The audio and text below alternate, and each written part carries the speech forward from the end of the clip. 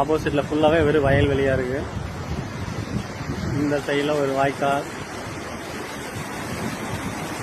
Sir எங்களால வீடியோல காமிக்க மாட்டீங்களா?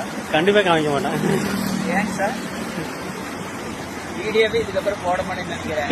வாய்க்கால்ல தள்ளிட்டு. வாய்க்கால் பாலம் நடந்து போற மாதிரி பாலமா?